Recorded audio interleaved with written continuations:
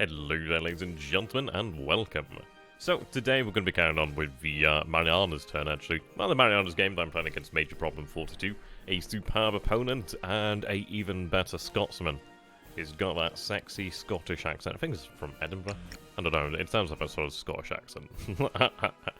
Loving it, loving it. Okay.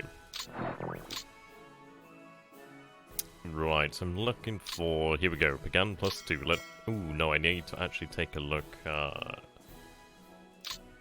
the replay. Almost forgot about that. There we go. I'm going to be rather interested to see what happens here. Now, we have landed at Pagan, obviously. We've been there about 2 days now, or so. Today, I think, will be the third day. Now, we did see, supposedly, a BB, quote-unquote BB, truck. Sincerely doubt that one. But we do have our aircraft array for that potential possibility. We are having to deal with the Japanese submarines out this way, but that is to be anticipated. Right, unloading and begun. Yep, our forces continue to bombard these shore defences, and which is all good. Drives up that fatigue, drives up that disruption of the actual forces there. I mean, who knows how the attack may actually go at Pagan. If we seize the base, I would be very happy. Very, very, very happy. But I don't know. I don't think so. The Japanese do not surrender, so I don't know how much it will take to break them, but I imagine it'll take some pretty hefty battles to break them, really. But we'll see. Ideally, we'll be able to just overwhelm them, but I don't think it's going to happen immediately. Yep, indeed. Patrol boat to the north.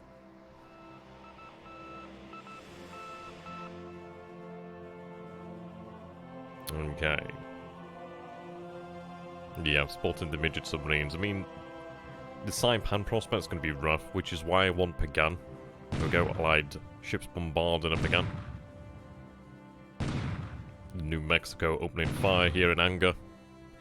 But we're only using really the secondary guns here at the moment in time. But still, it's 5-inch guns. I mean, they're not the largest guns, but they're still... It's still firepower, you know what I mean? Pennsylvania. I'm really going to try and exhaust the battleships here, because if I take the island, I can have the actual support elements driven into the island, and then I can rearm there, more than likely. I'd have to take a look at the amount of rearm points that we'd have available, but I imagine we'd be able to do it. We do have a few headquarters I can move into Pagan as well, at least potentially engineers I can move into Pagan. Okay, so night naval bombardment. Now, it doesn't actually show us any casualties inflicted here, but I imagine that will have. Yoti here. Acting as a spotter for the California. Interesting that it was only as for the California. So I do wonder then if each of them needs to be running their own night reconnaissance. Probably so, actually. That would make sense. Okay. Unloading over here again. There we go. 6 coastal guns. And this is it. It's not showing me damage inflicted, but the thing is it will be causing them fatigue, causing them disruption, which is all very good news. Ideally weakening them more and more. I do wonder how the attack will go. That's the thing I really do wonder. I don't think we'll be able to take it today, but it'll be like the best way to really get an idea of what's going on over there at Pagan, as to how much force we actually need. Okay, so there's something out here then. Apparently so. Retreating from enemy task force. Interesting. Japanese bombers, torpedo bombers, Japanese aircraft, dive bombers. There we go, we shot down a G4M1.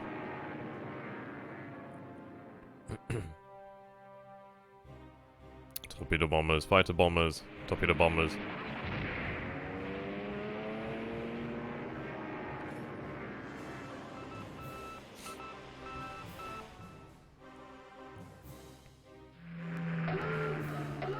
There we go, the Helldivers are attacking the submarines there in the port. And this is it, it's going to take some time to be able to deal with them. The thing is, these ships that are actually in port, they're not likely to be taken out anyway, due to the fact that, well, they can be just effectively grounded in port. Obviously, if this was out at sea, the damage would definitely be more substantial. It's interesting to see that it's been using the landing barges to move assets between the islands, which is something that I'll have to take note of myself, actually.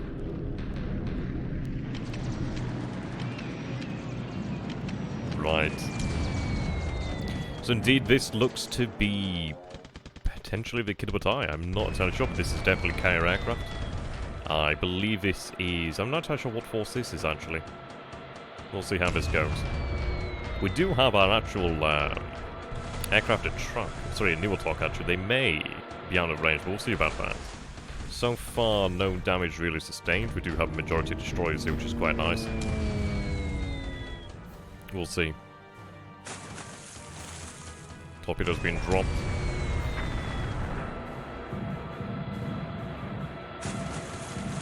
Fish in the water here, but no success as of yet for the Japanese.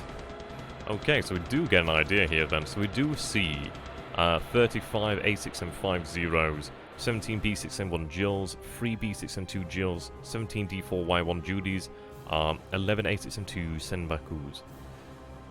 Now, I want to know what this force is. Ideally, we do pick up on the actual information regarding this force over here. I'm going to say that it's carriers, but I don't... Is it the Kidderbutai? Is it the combined fleet, though? I don't know. Right, additional assets attacking. Right, no success there. More ships attack. Sorry, more aircraft attacking.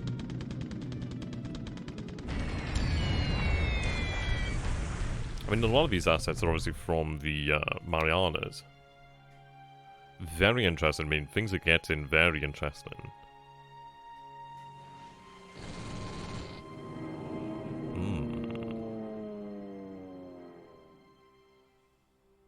He may be seeking to flank our forces then. Which is understandable, because this is a major threat over here. I mean, our carriers are here, and our... We just got assets over here. We do have carrier support there in the form of the escort carriers. So we'll see, we might move one of the main carrier body forces over there. Avengers moving in. Quite some distance there, actually. Okay, that's a much, much larger force now. We may see some actual hits. Okay, yeah, I feel like this might be the combined fleet.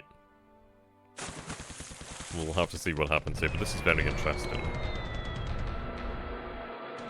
And of all things for it to hit, I suppose destroyers are probably the hardest things for them to take out. Their maneuverability, the fact that they do have superb AA, speed of them, yeah. I feel like we might have something hit here, but we'll have to see. But we are shooting down a number of his aircraft, which is very good news. But I suppose of all the actual task forces to be attacked, this one might be the best. I can't actually remember what's in this task force. I mean, this is the only issue. Had this been the play-by-email with THG, I'd obviously... Yeah, you tend to remember the things that you've been working on for, like, months at a time. So far, so good, though. So far, so good. There we go, yep. Had to come eventually. Severe casualties inflicted there. She may yet survive.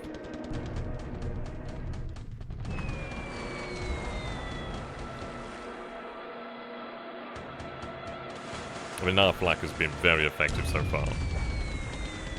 Not enough to shoot them out of the sky, but enough to really cause them issues. I mean, the Halsey Powell probably is going to go down, the Halsey Powell. I mean, she's on fire, she's damaged, she's probably slowed. Yeah, they're launching fish against her. This is a big attack. One goes down.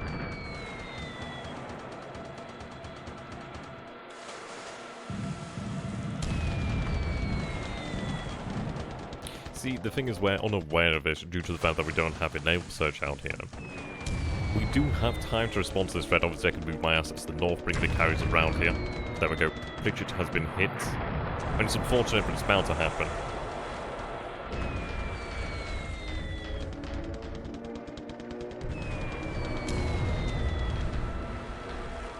Okay, the raid is finally over. So 2 of our destroyers do take hits. Pritchett on fire. The Halsey Powell on fire. So damage isn't too bad there. But that, yeah, I think we have to conclude that this is indeed the combined fleet. We are seeing 85 A6M2. This is a very large raid. Very large. And here we go. Continues. 18 B6M1 Jills. Oh, okay, Stefan Porter has been hit here.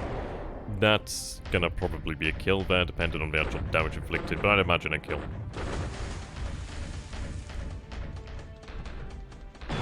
And another one there on the picket. Okay. So, not as great as I would have hoped for, but I suppose this is what happens after just mass raid after mass raid.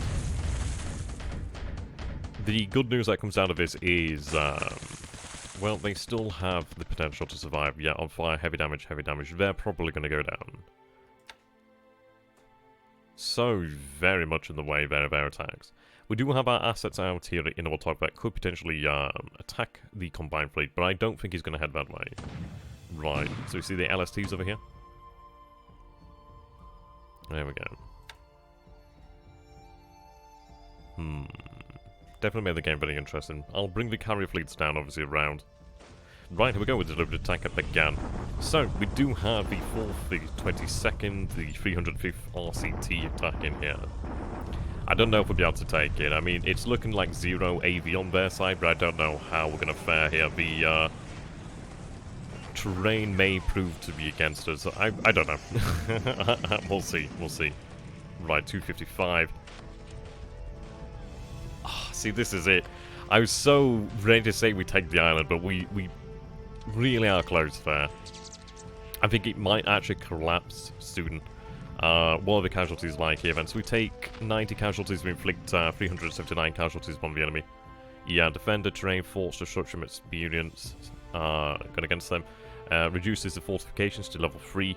So, I mean, this is really encouraging here. We might be able to take it next turn then. 255 to 89, that was very close there. We may take the base next turn. But we know where the combined fleet is now. See, this is the thing. I could have looked up when the combined fleet arrives, but I didn't want to spoil that. I think it makes for a more interesting series to not know. But that's actually a very interesting day so far. Went about, was it 4 of our destroyers hit there, 2 of them hit hard, another 2 hit by 500-pound bombs, well, kilogram bombs. Not what you really want there, but so is war, really. But of all assets to be hit, the destroyers are probably the thing that we can replace easily. Not with the most ease. I'm going to have to check what's actually in that force, to be honest. Whether it's just destroys or not, I'm not entirely sure. We shall soon see. In these cruel seas. Yeah, it was just pretty much just destroyers, so that's good news. So we can see, yep, this is indeed the combined fleet. So that might make sense then. So the actual ships down here then may have indeed just been... Yeah, that might have been the Yamato. No. See, the thing is, we don't have much information out this way. Really very interested. Okay, so we have a large force over here then. So, he's aware of these forces over here then. So what we do need to do is get them the hell out of Dodge. I think what we'll have to do here then is have the, they need to stop doing that. Really pisses me off sometimes when they just do that, even though they shouldn't do that.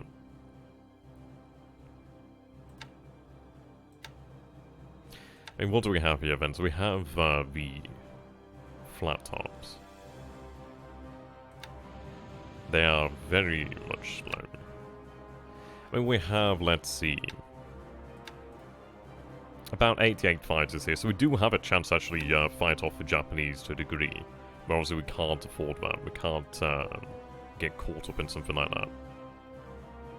Okay, there's no fuel here.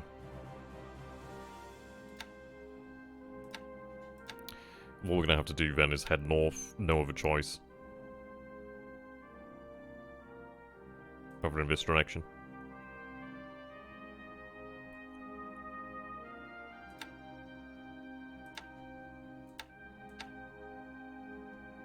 Okay. I think it's worthwhile increasing the amount of AA here. So this is Task Force 8-9.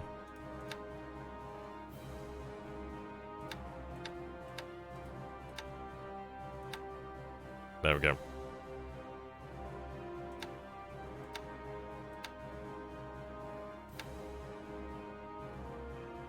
That's where sometimes they end up with the wrong settings on my snake.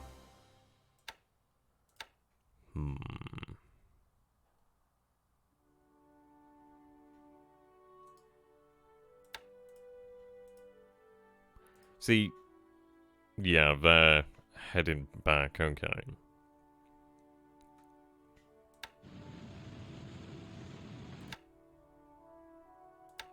Oh, so that's due to the bombardment there. Should have had them remain on station.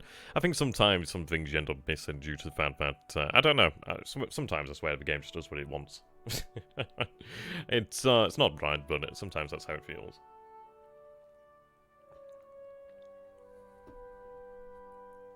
I mean, this is an immense amount of AA. I think what we need to do then is fight around Pagan.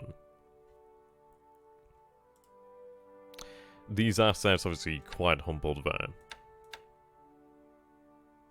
Cruise speed. Right, so what do we have remaining to us then? We do have a couple destroyers then, so we have 4 destroyers over here then. So I think what we potentially look towards doing here then.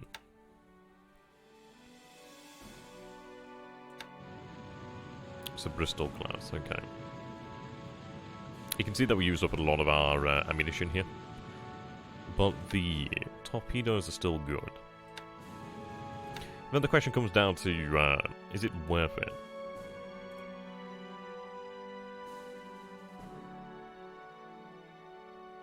It's a very interesting position to be on the other end here.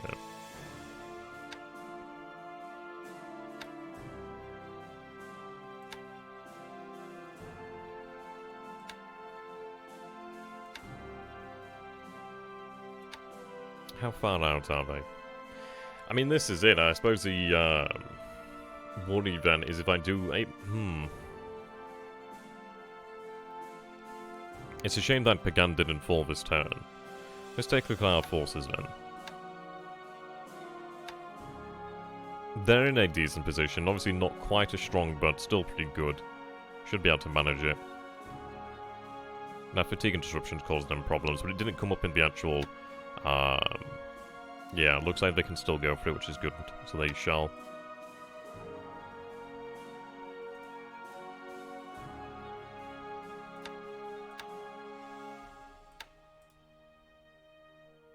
See, I don't have much in the way of submarines out here. Few ships in port here. Okay, so what I reckon he's done then is... I reckon he's brought all the heavy ships down here to truck. And then he's taken the carriers over here then. Now, as far as it goes, I can deal with... the surface ships aren't that much of a problem. It's the carriers that are the issue here. But even then, to what extent are they? In reality, the only real threat now to us is these carriers.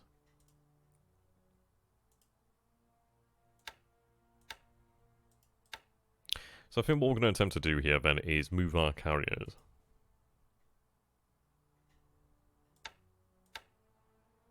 Right, it would make sense that they were pulling back. I think what we do here then... I could move through here. There are Japanese submarines, of course. But, well, what's worse? I wonder then... I don't think that we previously saw a unit over there. He might have actually moved that in recent days, perhaps. Not too sure about that, not too sure.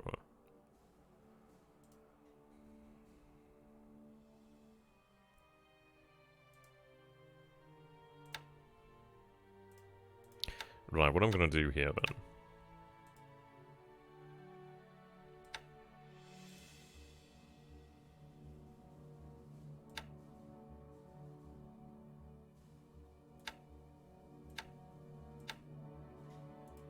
I have enough fuel.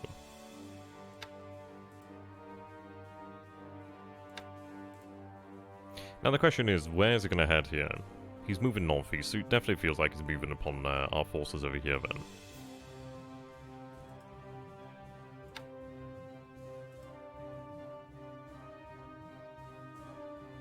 We do have a admirable amount of AA. And the thing is, these actual destroyers obviously have a dual-purpose guns. Like, they're really... Of all the things he could hit, these are the guys that are most capable of taking it, really, I suppose. Like, a battleship's a very large target, obviously very well armoured, but it's a large target. Well, these guys, they have that 67 maneuver, they've got 290 AA. A little bit of armour doesn't make much in the way of difference, but that maneuver ability is very nice. But look at the amount of AA on board here. They've got the dual-purpose 5-inch guns, the 40mm guns, the 20mm guns. It's an impressive amount of AA. The fact is they have the radar as well. They're very on the ball. There's a lot of torpedoes. They could really cause him a lot of problems. It might be worthwhile having them actually go out to battle. So what I could do here then, put them to absolute threat tolerance. Because the thing is, it's like, well, the issue is going to come down to like trying to predict his path. But if I could strike at night, we might have a shot in this.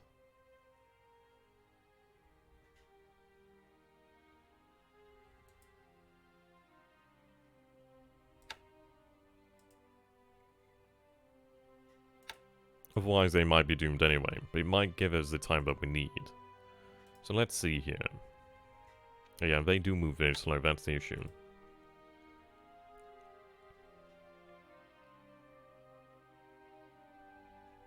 So we have 16 ships in here.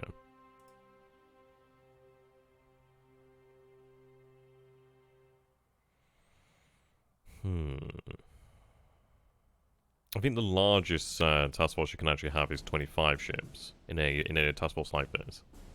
So what I could potentially do then is actually have the carrier forces come together and merge with the ships over here. So obviously the Pennsylvania, California, Idaho, and New Mexico.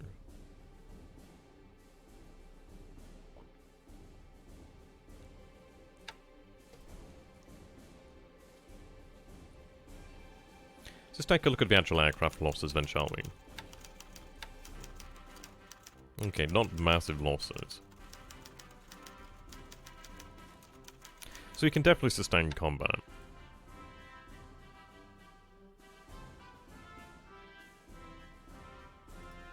The good news is the vast majority of our forces are over here to the north.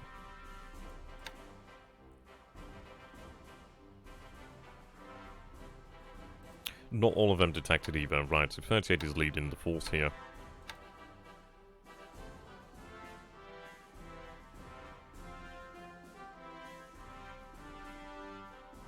Continue to move away.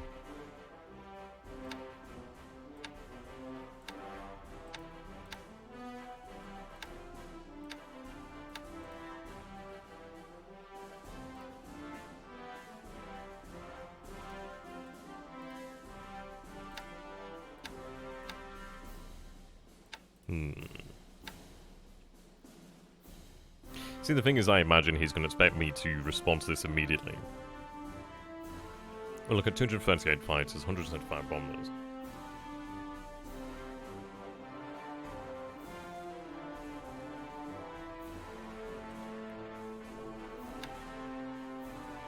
It's going to be a very interesting few days here. Very interesting.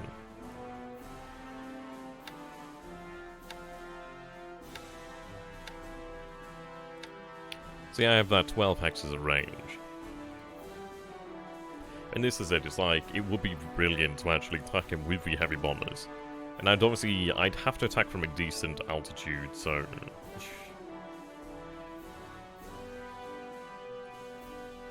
The other thing is, do we have anything that is actually better geared towards that task?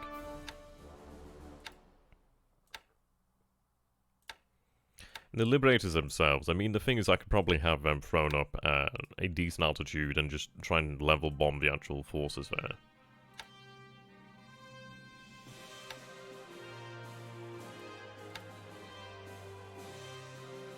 They do have a hell of a lot of defensive armament. They're armored, they're very durable. So it might be that it could frustrate his carrier fighters. He has, so we saw that he has the A6M5. Now, imagine the X6M5 could probably deal with it. But I reckon if we probably flew,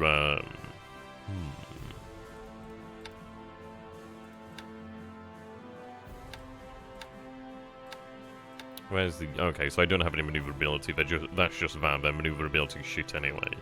Maximum altitude is 28,000 feet, so I can potentially have them at 25,000 feet. I mean, they're not going to hit a goddamn thing. They probably won't even find the enemy task force.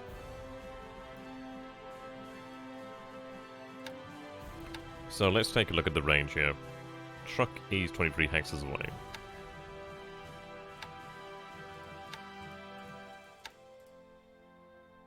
I think what we potentially do here then is we could pound the porter truck.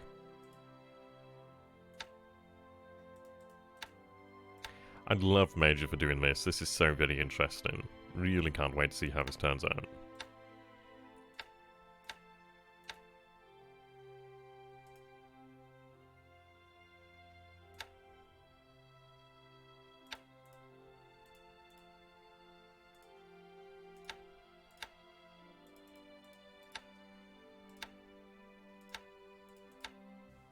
It feels very strange to be on the receiving end of a Japanese carrier fleet. Oh dear. We'll make sure that they are not set to retirement allowed. It's the bloody devil.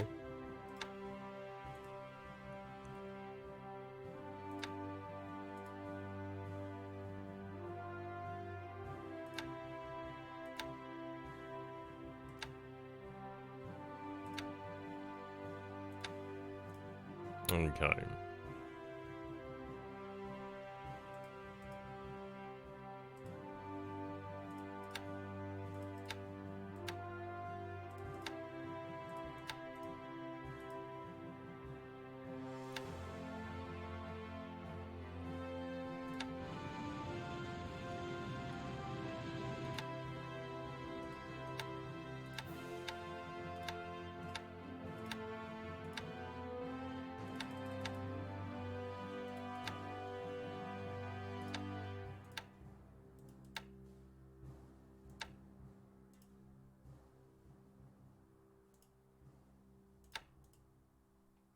I suppose the question is, well, it definitely feels like it's going to be heading up this way. I can't really see why he wouldn't.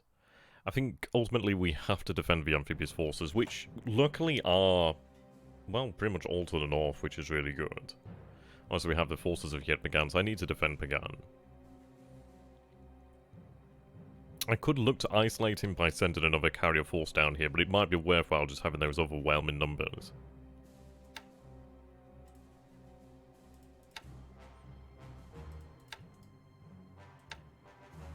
He'll have another trick to play, I feel like.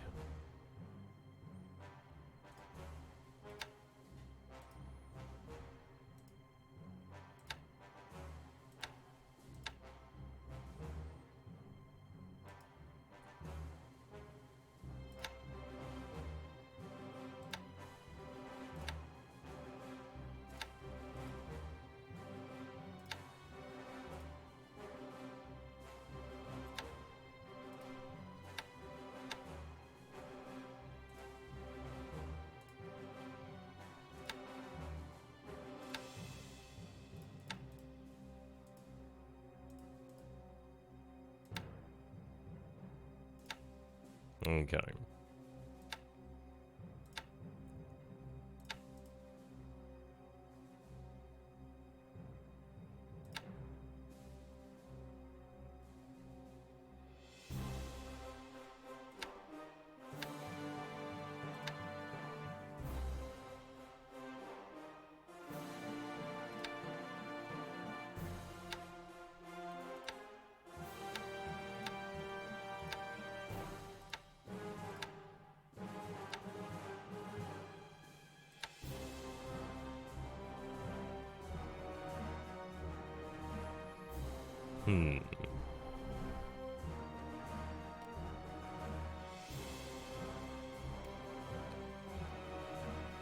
Sorry about that, just drinking a coffee.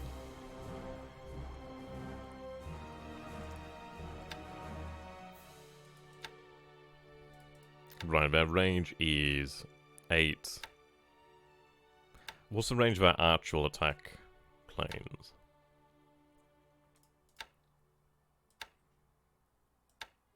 Right, so we're looking at a radius about 6 there. 7 with extended, but obviously that's just using the bombs there.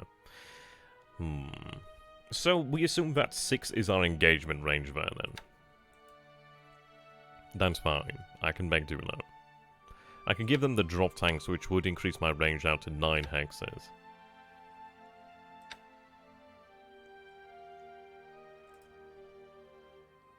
I mean, that would probably be prudent, as it would give us range to engage them over here. The other thing that we have to bear in mind, then, is... what's the weather like in the area? What's the weather like? So weather is very poor over this area. Clear over the Kitabatai. That's got to refer to it as the Kitabatai. So we have 1, 2, 3, 4. Yeah, there's a lot of carriers there. So it looks like 4 fleet carriers, and the rest being supposedly light carriers. I think it might be worth attempting a naval strike with the bombers.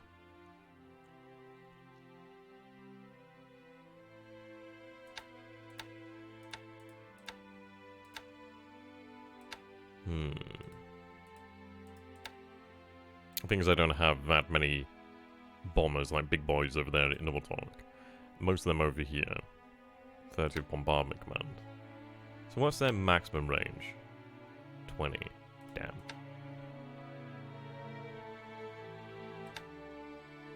This is why I need that airfield up again.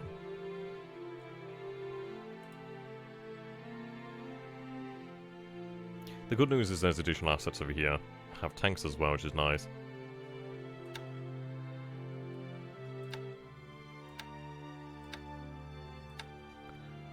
Route them up and around.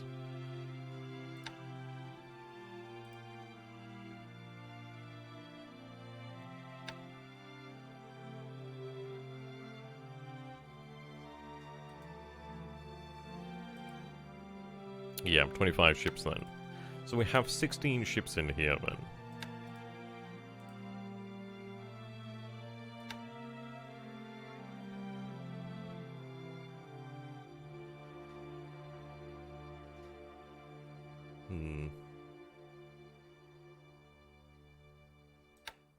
I was trying to decide what I want to actually do here then. So I'm going to have the carrier. I think it might be worthwhile assembling a task force of the actual battleships.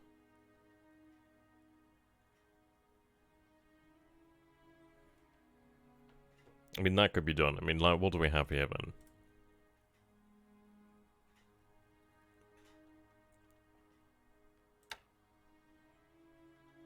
Okay, manage that.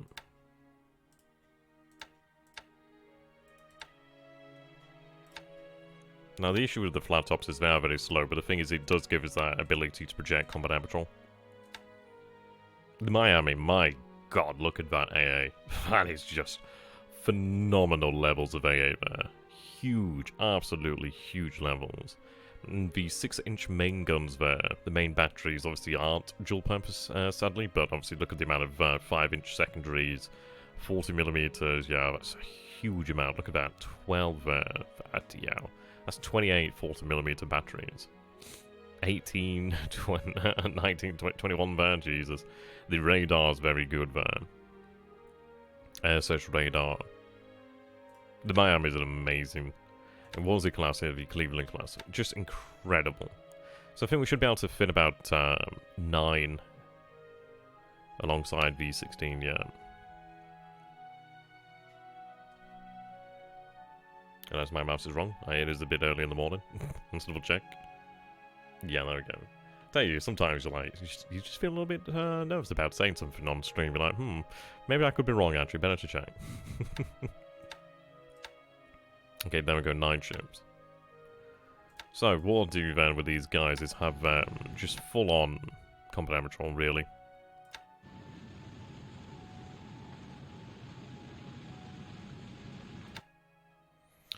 And the thing is, it's like I could potentially have the aircraft there, 2-wheel tank, but the thing is, it's just, well, let's see. So there's aware of them. So there's aware there is 4 CVs over here then, which is interesting. And what I could potentially do then is use the actual CVs over here then to augment my forces as well. That could be done. At least it would potentially guarantee additional security in the area. So I think what I'll do is set up an actual air task force there as well.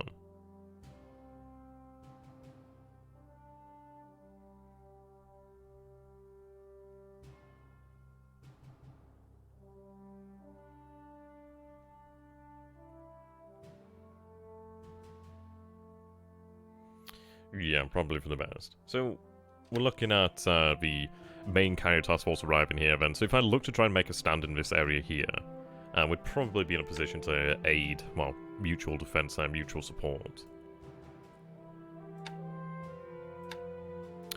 So what I'll do then is we'll get this up there, so... Above all, I need to defend the actual amphibious forces. There could be another counterpunch, but I think what I'll do then is use the CVs and North to actually guard the amphibious forces directly. And then at least we are protected there. I don't see him going for the Nibeltalk, but what I'll do is have the actual aircraft at Nibeltalk set up to defend against such a strike. I don't think it would go for Nibeltalk. The good news is, I mean, it's a shame that those destroyers were hit, but they haven't gone down. US... what's the word now? I forgot the word, isn't it? Yeah, I forgot the word. Damage control, that's it, yeah. US damage control is impressive. So, they will probably absorb additional strikes, which is not a good thing for him there, really. We do have those 4 destroyers that will attempt to ride it out. Might have them set to high speed to make sure that we could potentially arrive. Okay.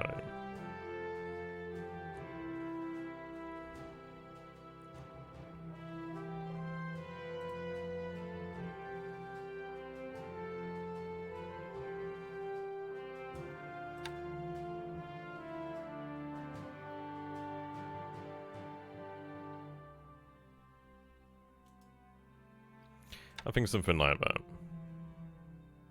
Then what I could do is take the rest of these destroyers over here, and to be honest, what I could potentially even do then, so we have 10 of them here, I could have them split up into 2 groups of 5 and to try and intercept the actual enemy carriers.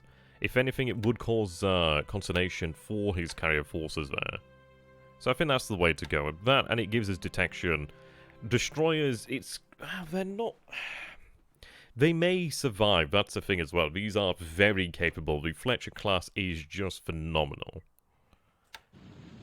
It's the fact that it has that maneuverability, that high AA, that radar, sonar. Do they have sonar? They've got radar. I don't think they've got sonar.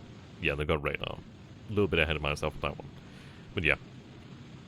They have, yeah, just the fact that it's entirely apt for this sort of action, it is very encouraging. So, 70, okay then. Just going to split it into 2 forces here then.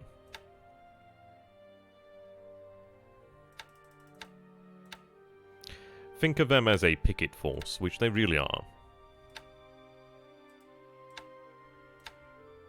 So if we assume that we're looking at about 6 hexes of range for these guys, I mean I could potentially extend it further. But let's say... Right, something like that could be done. Put them on high threat tolerance.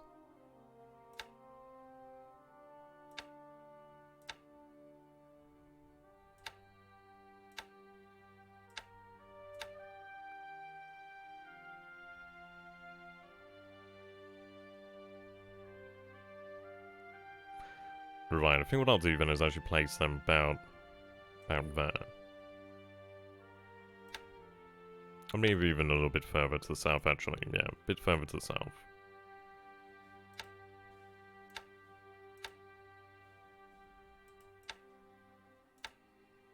High threat tolerance.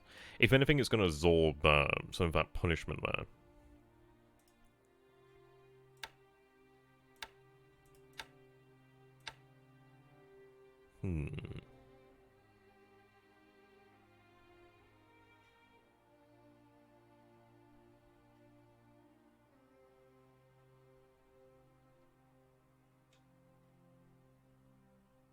It could be headed in this direction over here, but I think it might be...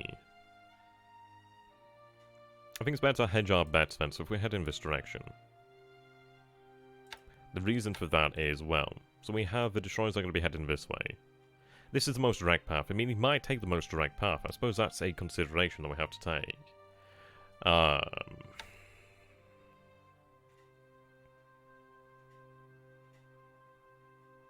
So it's aware of where my carriers are. Okay, what we're going to do here then is form a aerial task force, an air combat force.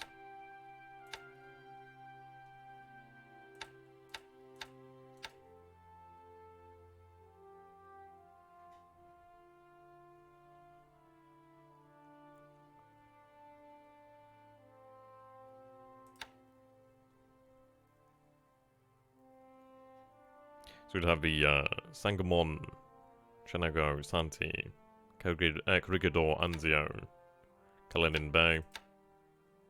One named after me. Okay, the Houston. The Cleveland there, 820, my god. Vincennes.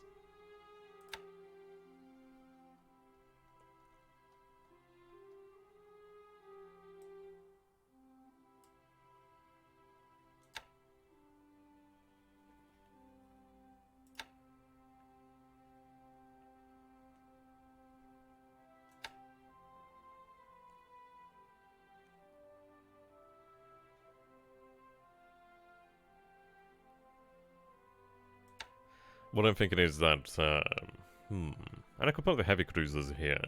But I think I'd like to keep the heavy cruisers where they are, just to protect against any potential of raids. And have the light cruisers due to the fact of their really very impressive AA. Then I could fill this up with destroyers.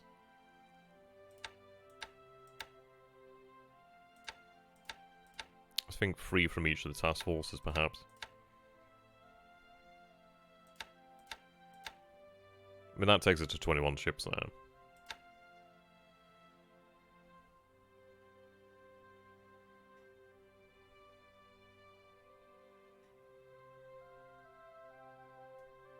Probably unnecessary to have something that large, really. But we'll go with that, just on the off chance.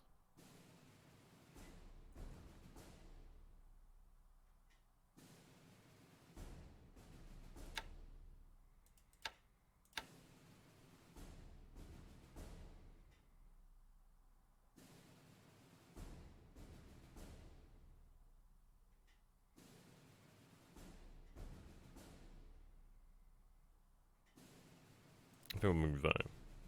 The thing is obviously to bear in mind the enemy submarine spawn.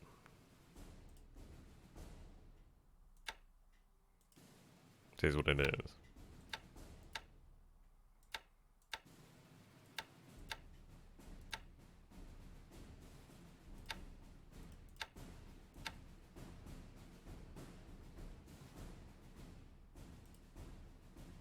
In fact, what I'll do then.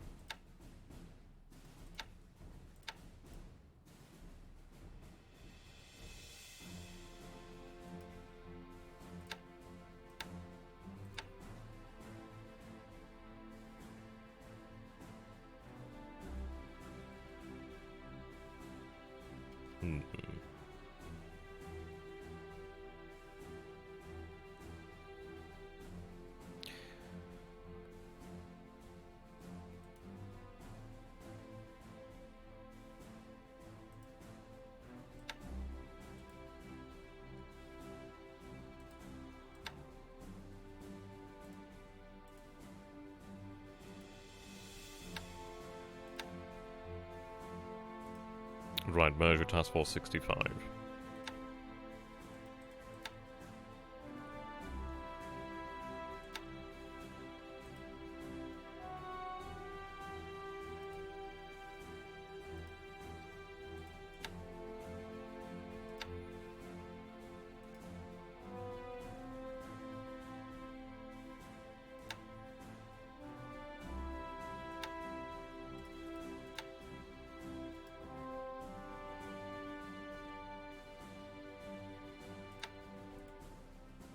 Right, get them the hell out of it. And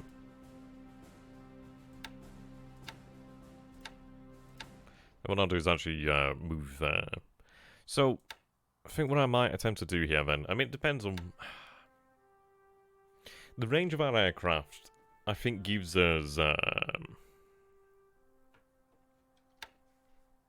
mean, let's say... Right, okay, so that would put us 4 hexes from Began, which is 11 hexes from the carrier fleet over here then. I can't assume that they're going to be in position. I mean, what's the distance here then? So from here to you is 9 hexes. From them is 11 hexes. I've recently refueled actually, so I might want to actually put that to use and get them into position. I do have the means to refuel them. And I think we use that to our advantage. I think this is an emergency situation where that fuel could really make the difference there. It's going to really drain them, but the thing is, well...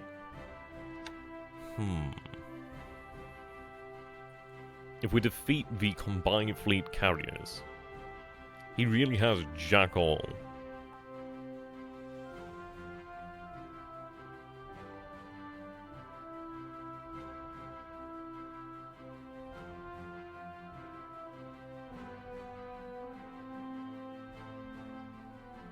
Yeah, I think we might make that full speed there.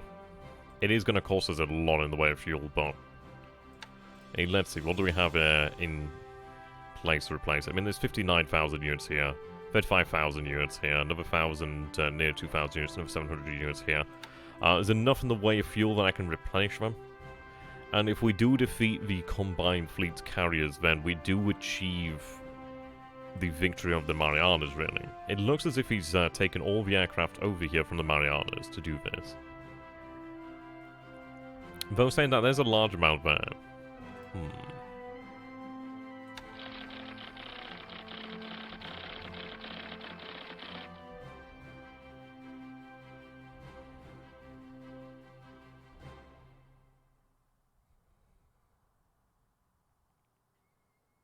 Right, okay.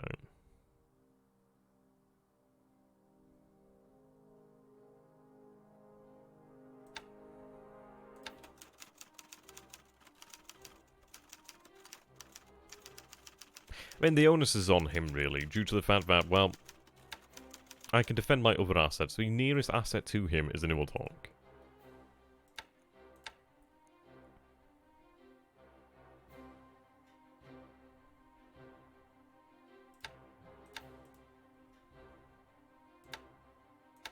There's not a huge amount of them here, but they could defend.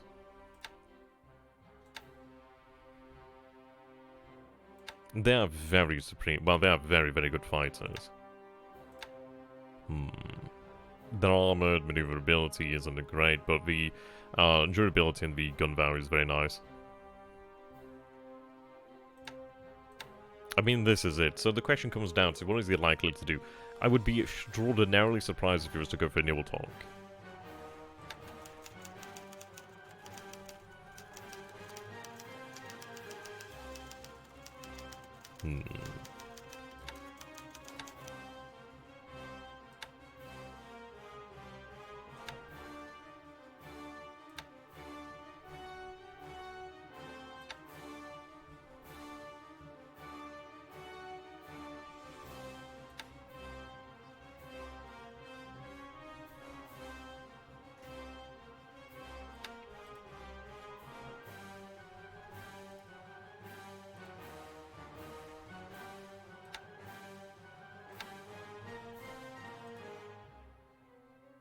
Because we do have some dauntless dive bombers over here.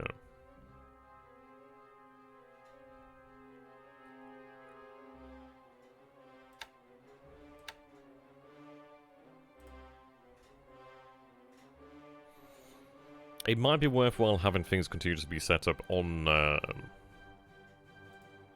possibility of naval engagement.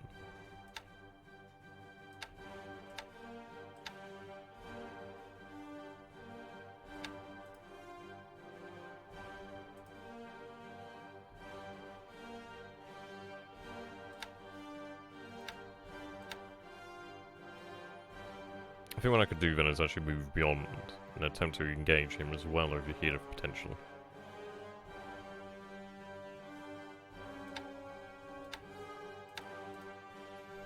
So that would mean that we'd have destroyers in this area moving.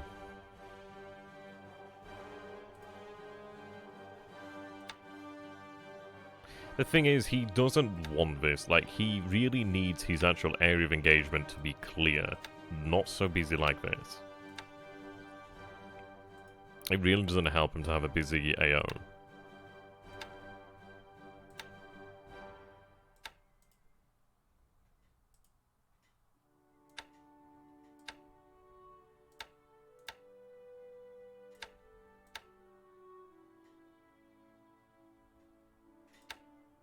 Actually, I'll keep them on high.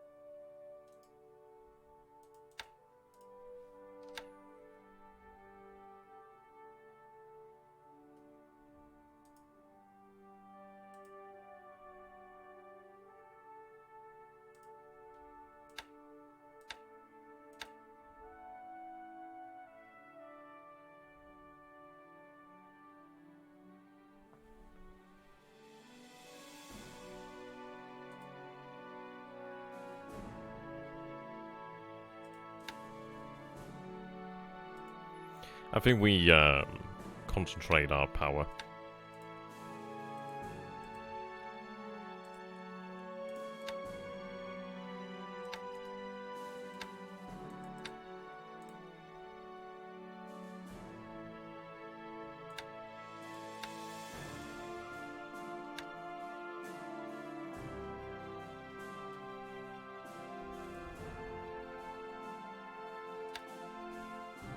Okay, so let's figure this one out then.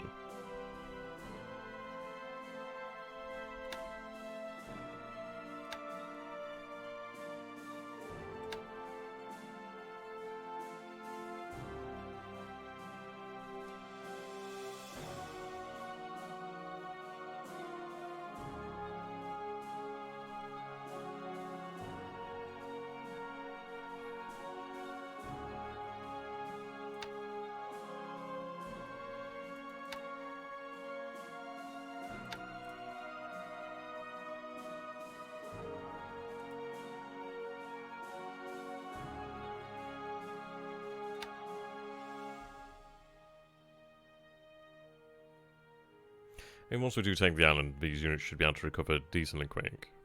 We had a very good battle there. Had it fallen the first day, I'd have been very happy. I think what will happen here more than likely is it was probably just going to be a case of having to like bludgeon the Japanese to death, really.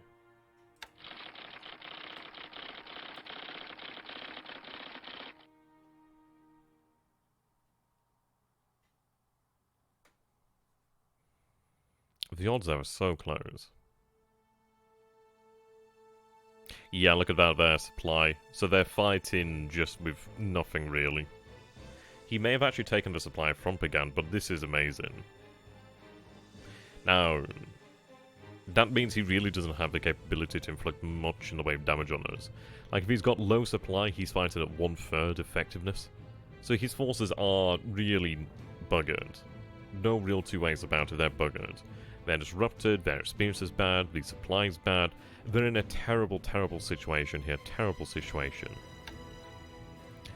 So what I feel like he's actually done here then, because we see 6 ships over here on light cruiser, and that would make sense. I reckon what's happened here then is a combined fleet has arrived. I think they arrived from this direction over here. And we might have had an engagement had he moved over this way, but we didn't. So I think what's actually happened here then is they've arrived and then they've headed down here to truck.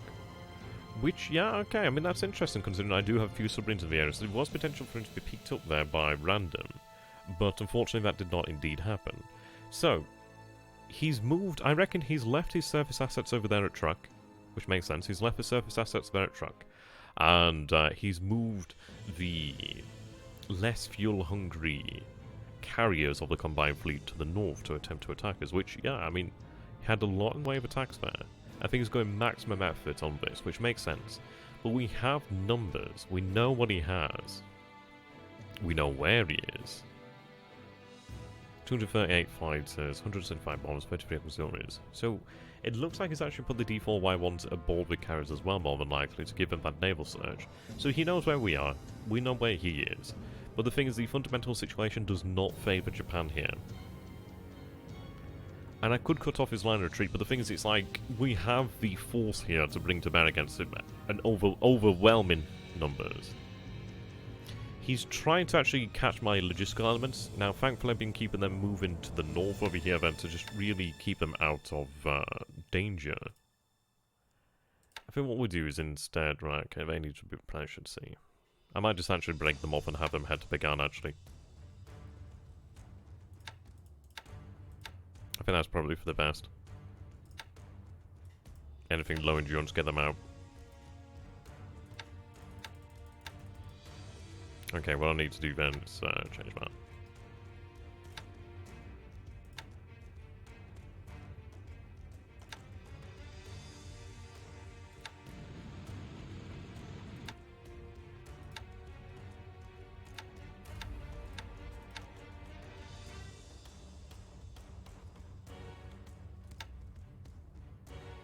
Hedgehogs in here.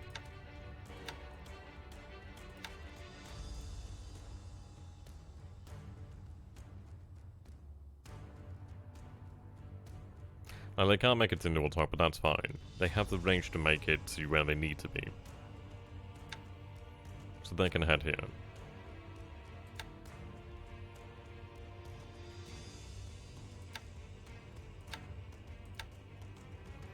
So what I'm going to do is have them head north. I mean, the question could be, does he have anything else in the area? And it's a bit of a worry.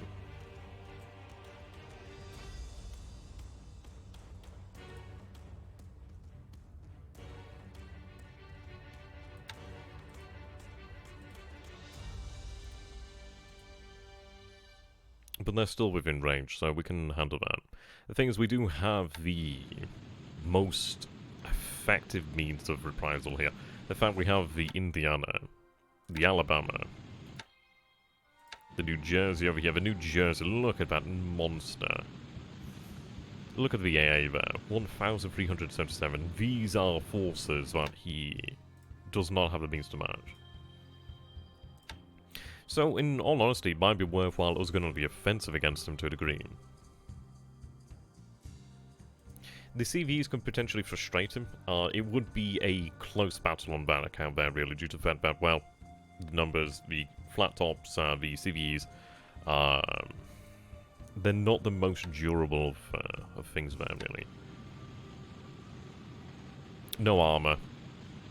Durability is not exactly renowned.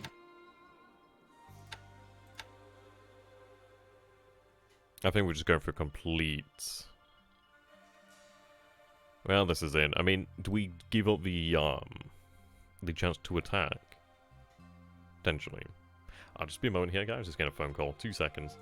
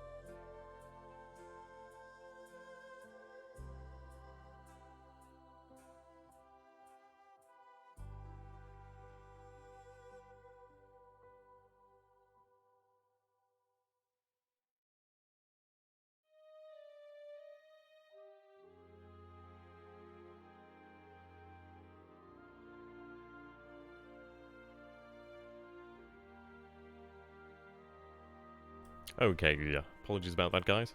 Just had to take a phone call. Right, okay. So the question comes down to... do we look towards the survival of the actual carriers and try and frustrate him? I'd say so. But, I mean, it's one of these things, isn't it? I think what we could potentially go for then is...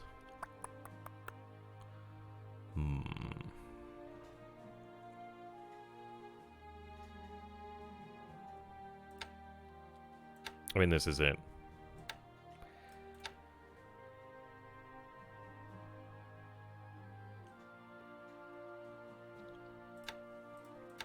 So I'd be looking at about 9 hexes then. What I could go for then is about 40% combat air patrol. And I mean, we have 187 of these bad boys in the pool here, so we're not going to run out. But I think it's too much to pass up the chance to actually attack. So it could be that we have...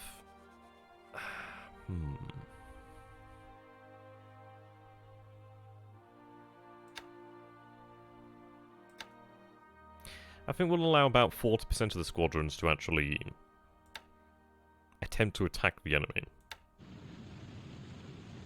The Helldivers, I mean, let's take a look at these bad boys. They are armoured. They do have actually, I mean, they have the bloody Espano cannons, which is really quite impressive. They've also got the dual 30mm Browning 30 cal. Not 30mm, Jesus Christ. They've got the 30 cal, not the 30mm, I wish it was 30mm. So they've got that, they've got the durability.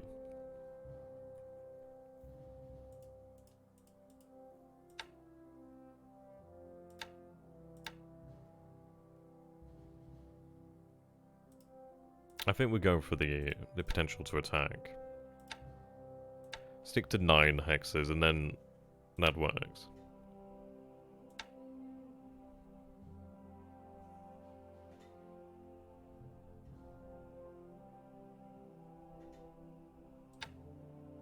Okay, I don't think we carry any torpedo bombers here actually. There are some torpedo bombers. I don't think there's a huge amount of them really.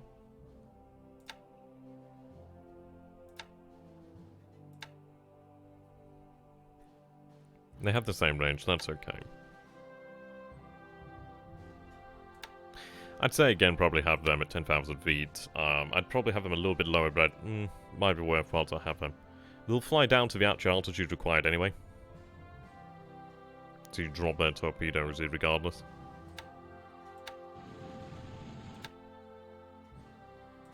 I think what we'll do then is we'll vary the combat air patrols.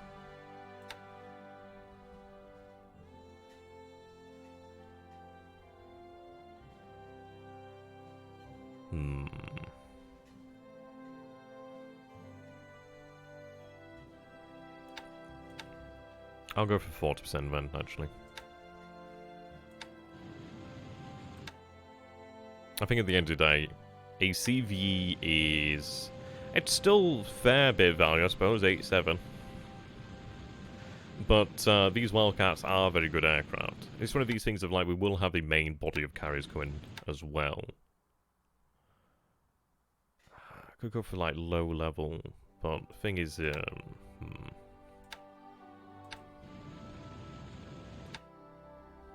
okay, well, what I'll do then...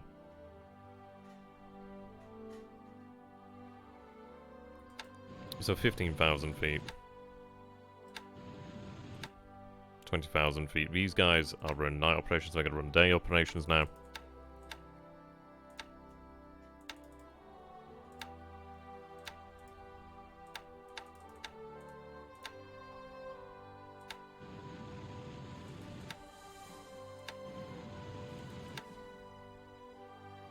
From these guys, 18,000 feet.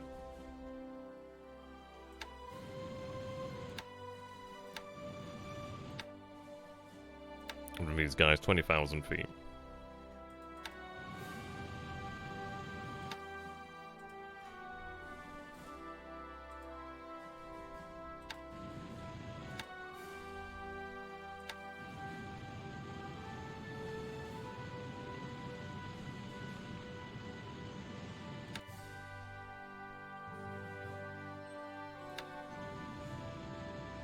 The thing is, these carriers are significantly more able to look after themselves.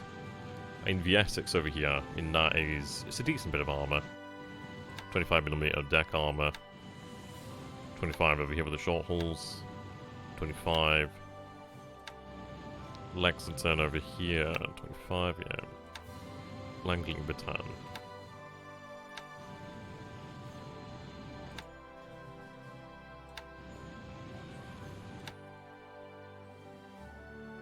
There's obviously a possibility for him to launch night attacks.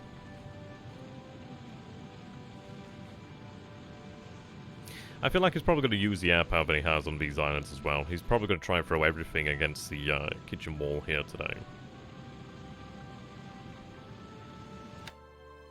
So I think maintaining combat air patrol at night is worthwhile.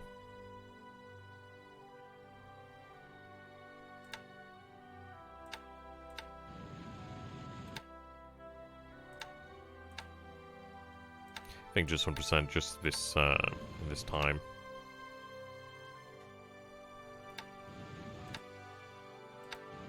From the CVLs, and then at least we know we've got that covered. It's not a huge amount, but at least it is something.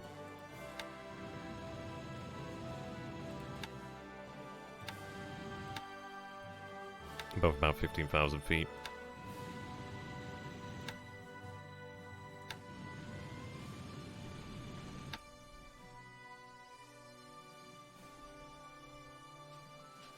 Okay.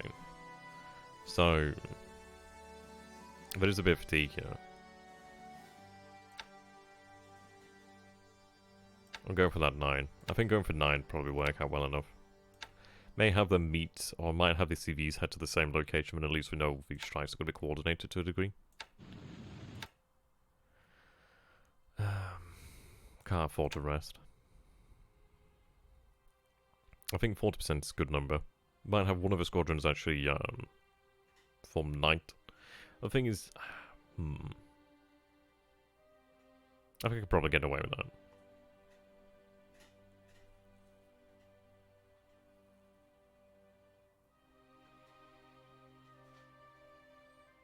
Okay.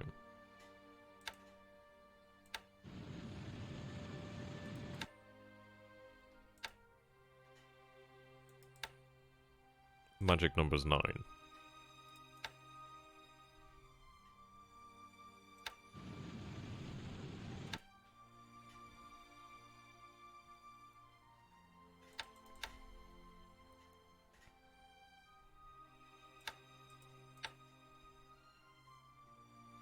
If they're using torpedoes, obviously they'll lower their altitude, but to be honest, it might be worth just making sure.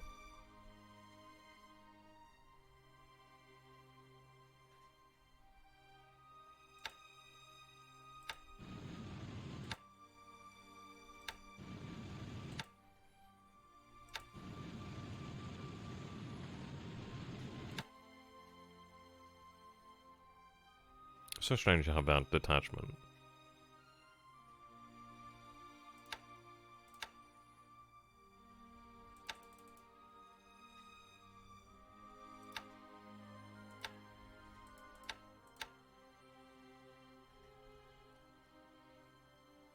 Well, these actually are night fighters, actually.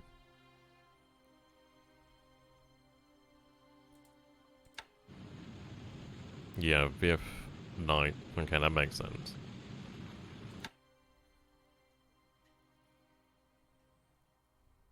Have these guys at 18,000 feet.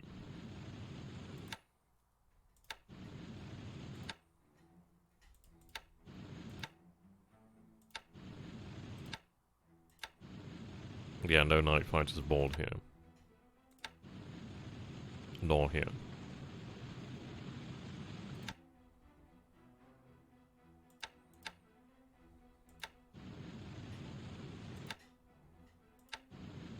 Though we do have some additional night fighters here, actually.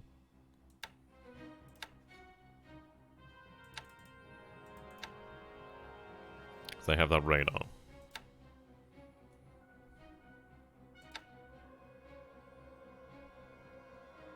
Just a couple, though, could make a difference to that sort of altitude.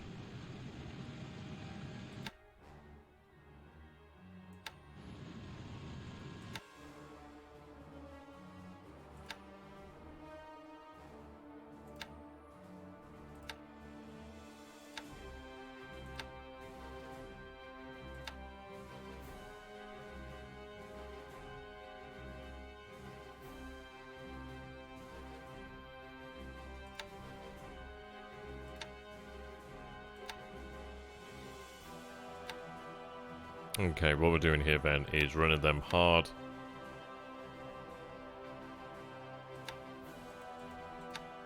Then also we'll change the options around to manage the fatigue.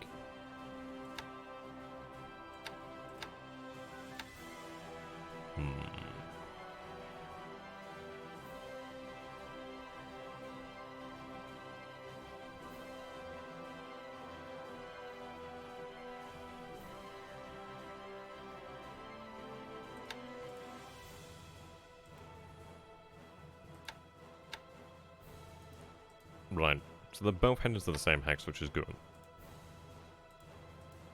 So that means that they can actually mutually support each other, which is good news. Now let's see, we might launch potentially a night strike against him, if potential.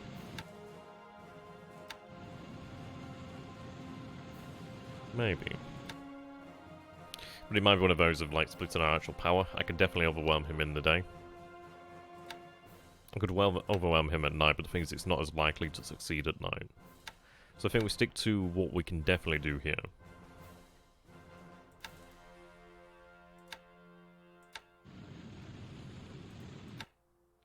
Right, what I'll do here then. Night fighters. So at least there's 12 of them here. Which works for me.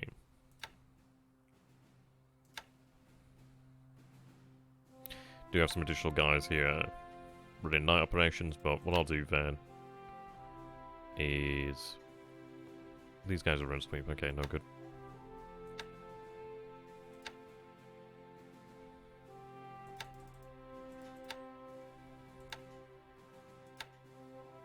Like, they're only concerned about the actual carriers, it really doesn't particularly matter. Have them run it as well.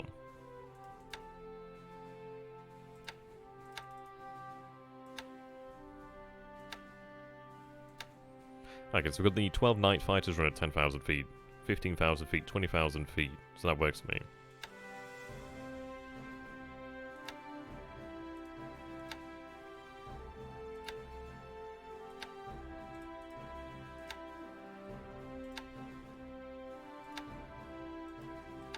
Okay, so that changes all these guys.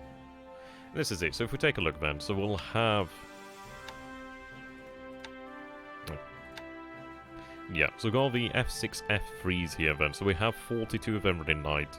We've got another 12 there of the night fighters. I mean, the night fighters are superb, due to the fact that they have that radar. Having that radar really does make a big difference.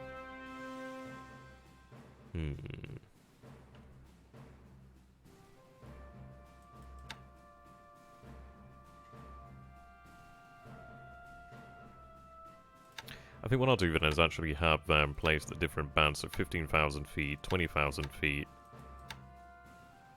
And then that's in line with 15 here. 20 here.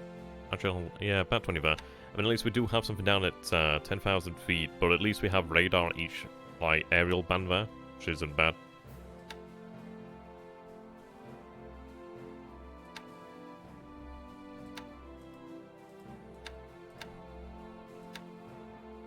I'm not going to attack at night. I think it's one of these things of when I want to mass my attacks, rather than spread them out.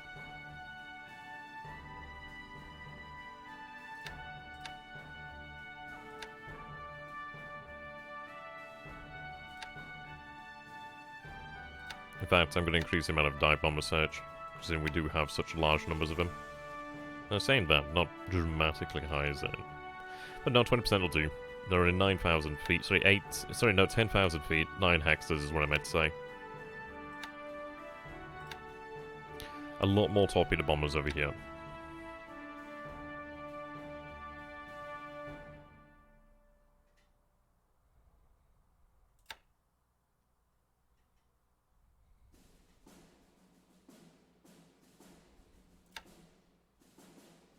Naval attack and rest. Naval attack and rest. Different models of aircraft here as well. Helldivers and Dauntlesses. Helldiver's fantastic. So the Indiana.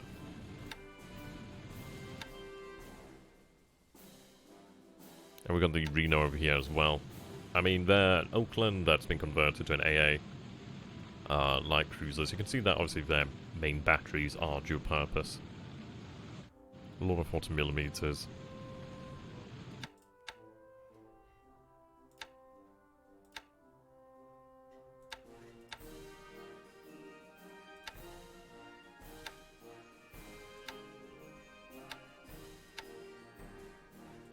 It's just going to be full on. So if we can defeat him here, then we really have gutted the Japanese.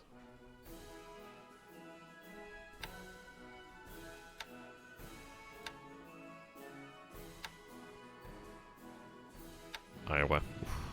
Beautiful class. Monstrous ship. I mean, 20 dual-purpose 5-inch guns, my god. The North Carolina's no slouch either. Just look at the sheer number there. Just absolutely huge numbers. South Dakota, 1660. And I was at 1360. North Carolina at 1570. The Washington, 1570. The South Dakota then at 1660. Just huge, huge numbers.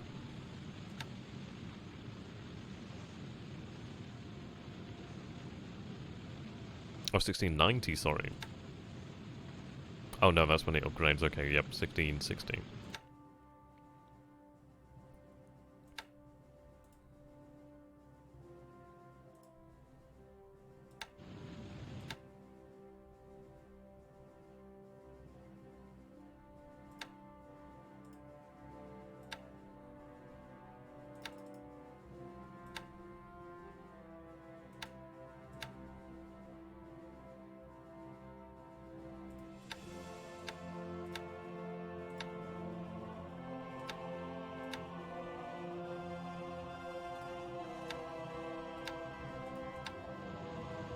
That's something I've got to double check there.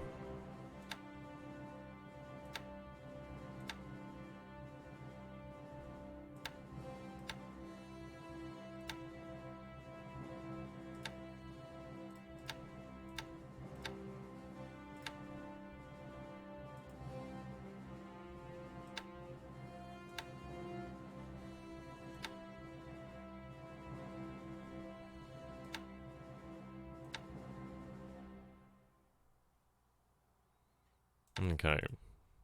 There's not enough of you really to make that much of a difference there. If the others can pick up that slack.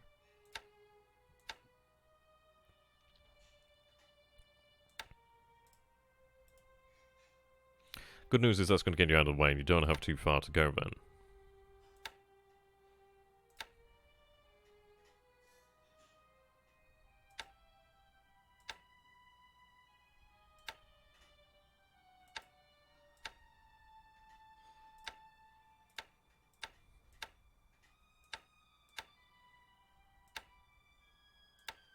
Okay, so what we've done here then, and to be honest, what I might yet do is just keep them, I might keep them with the actual force over here, actually. It's one of these of, well...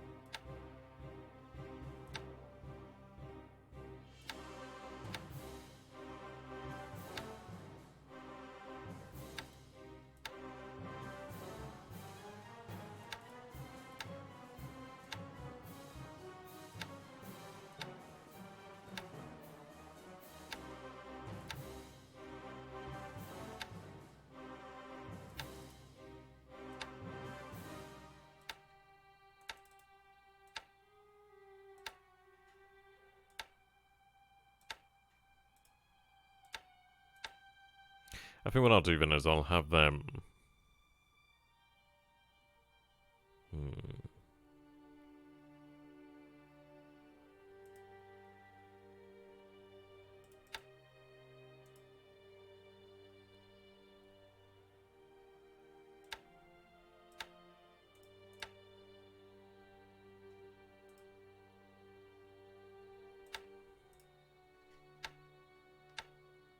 I think it's one of these of where it probably is for the best, because then at least we are keeping our assets fairly close together where we can make the most of them.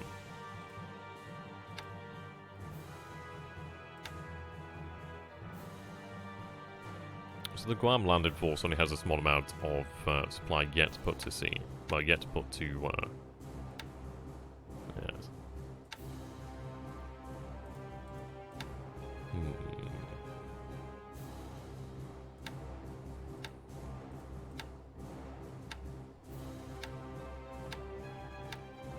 I think it might be worthwhile having a surface combat force as well. Draw it up and down.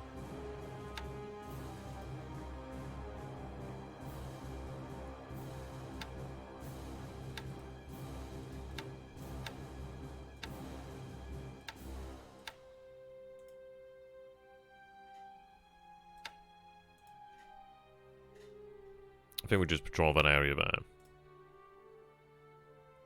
Right. So it's been really good actually so far. I mean, this is awesome.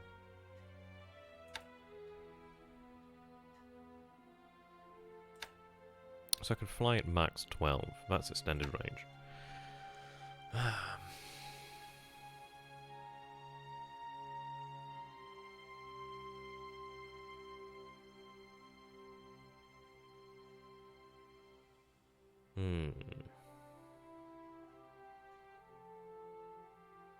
The question comes down then to...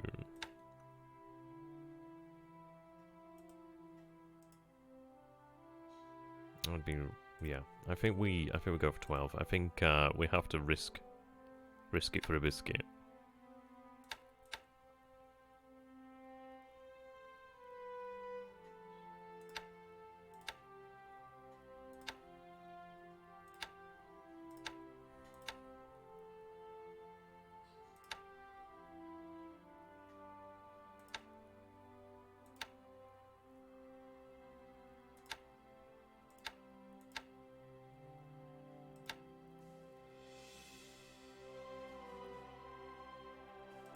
Shame that they don't have that range. They might still be useful anyway. Plenty in reserve, which is nice. And these guys are in naval search, which is excellent.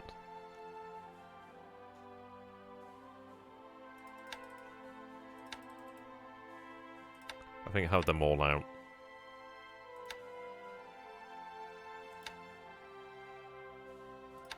I think I might even operate at the extended range there.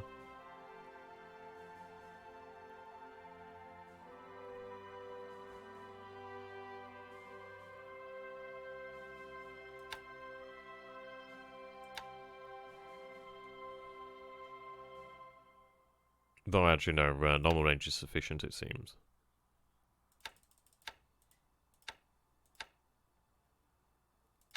Have them all out.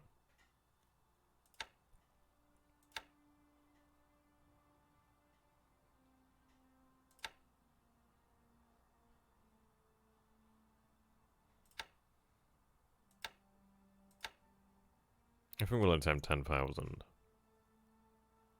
It is a scary prospect. It's a very scary prospect. I don't have many of these in reserve either.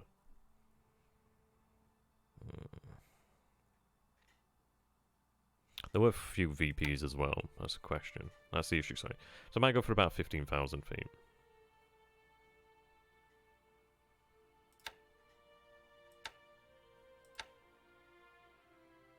There's only really one squadron that can actually answer.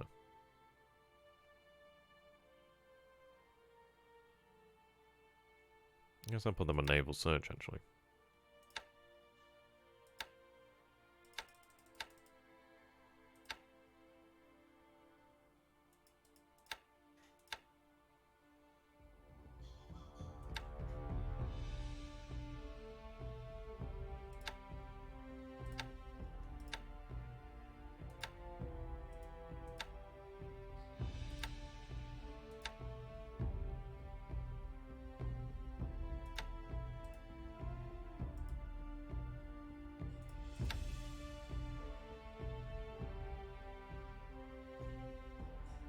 That's impressive.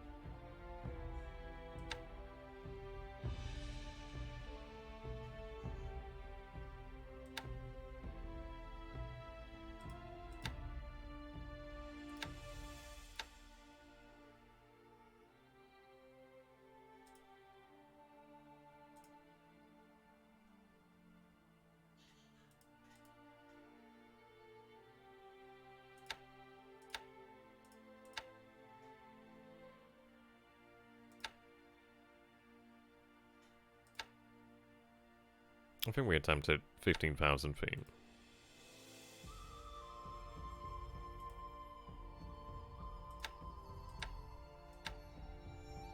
I'm going to transfer the Corsairs.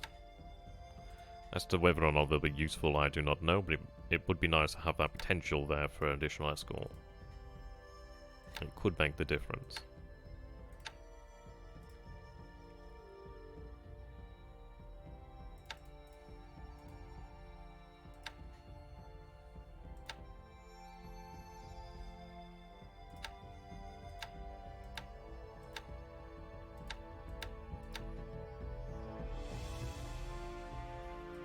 I mean, that'd leave us with potentially 71 Corsairs.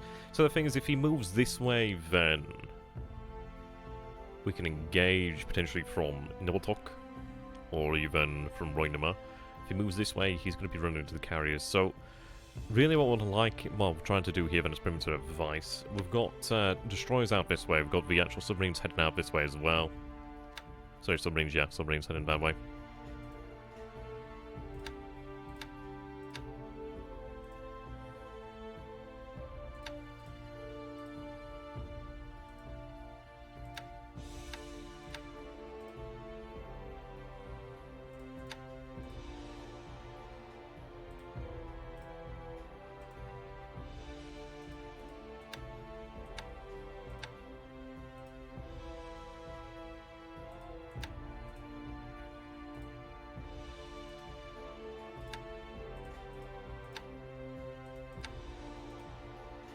Try and put them in the area.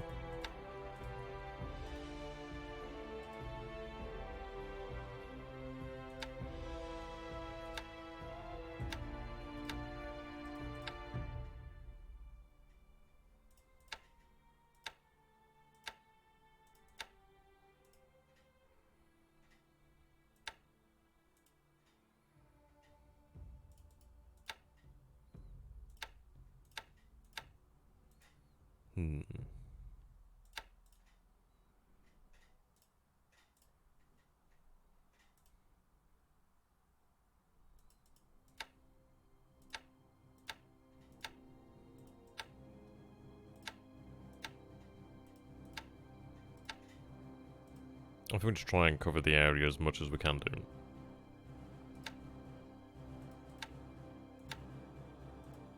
Okay, there we go.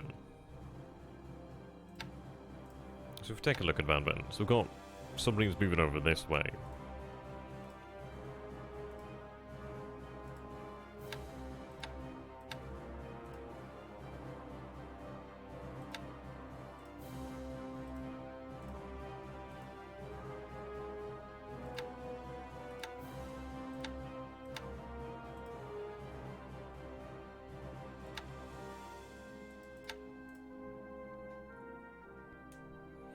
We're going to have our carriers in the north protect the actual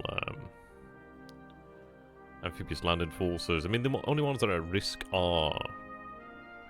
Let's see, they are 10 hexes away. They are detected, so they are at the limited range.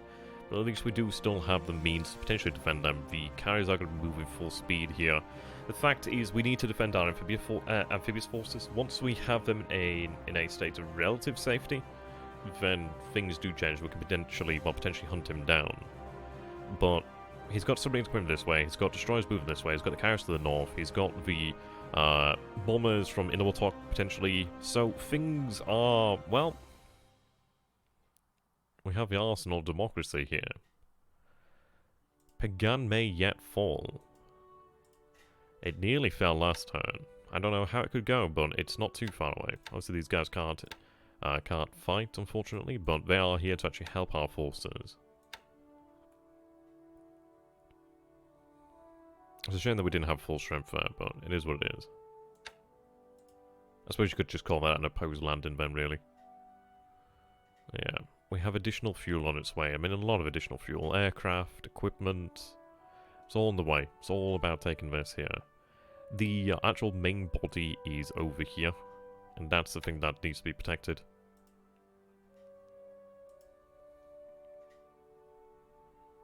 Yeah.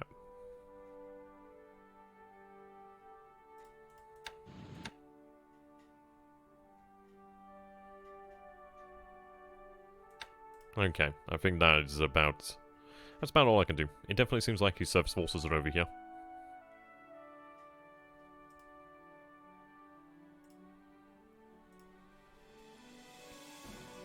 It'll be a very interesting turn. It'll be very interesting. We're covering night, covering day, we're covering the strikes, we're covering the defense of the carriers to a degree. So let's hope that is indeed enough. Until next time, guys, thank you. I just realised I've got the bloody thing on. Ah, I'm so sorry, guys. Sorry about that. I forgot that I had the thing on with the background. Ah. Yeah, sorry about that, guys. So, yeah. I tell you, sometimes this is what happens when I'm not streaming because I don't have somebody to say, hey, stop being an idiot. Apologies about that. That was because I got a phone call earlier. I always end up concentrating on one screen. Sorry about that. But there you go, guys. So, yeah, we'll go with that. So, I'm sorry. I feel really bad now. Until next time, guys, thank you so very much for watching, and I do hope to see you again in the future. If you enjoy my content, please do consider becoming a patron of mine. It does make a tremendous difference, especially as I'll be starting college shortly. It is a great way to help me out as a content creator, and just to help ensure that I do have the time available to continue this fine, fine hobby. Because I love it, and I hope you guys love it too. Until next time, thank you and goodbye.